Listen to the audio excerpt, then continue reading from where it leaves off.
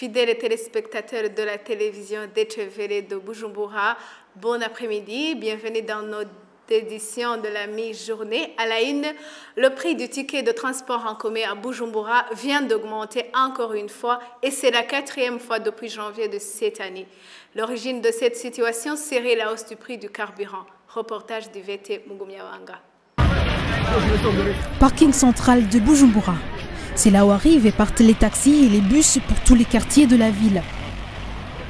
Les passagers discutent les nouveaux prix leur imposés par les chauffeurs. Les conducteurs justifient leur augmentation par la hausse des prix des carburants. Les carburants au mois de janvier coûtaient 1900 et maintenant on a revu à la hausse. Nous estimons que c'est cher. Si je me rappelle, on est parti de 1870 à 2050.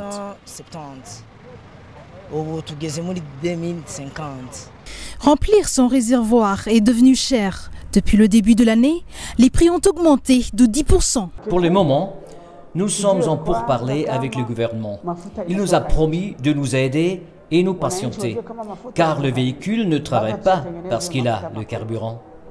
Comme conséquence, les uns commencent à demander des lifts de véhicules le long de la route.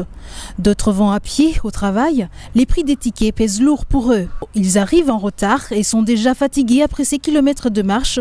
Ils demandent le soutien de l'autorité. Nous, en vérité, nous souffrons et nous demandons au gouvernement de nous aider. Marcher à pied, c'est une bonne chose. Mais si c'est un rendez-vous et qu'on manque les moyens pour payer les bus, c'est tout un problème. Peut-être qu'il y aura une chance que les tickets cessent d'augmenter. Des négociations sont en cours. L'important est de savoir que le carburant vient de l'extérieur. Les habitants doivent le savoir. Le carburant vient des pays arabes qui sont en guerre. Les propriétaires des stations de carburant proposent encore à l'État des fonds spéciaux. Ces fonds serviront à approvisionner le stock spécial carburant. Cela nous permettra l'approvisionnement local et évitera d'augmenter le prix à la pompe à chaque fois que le carburant monte sur le marché international.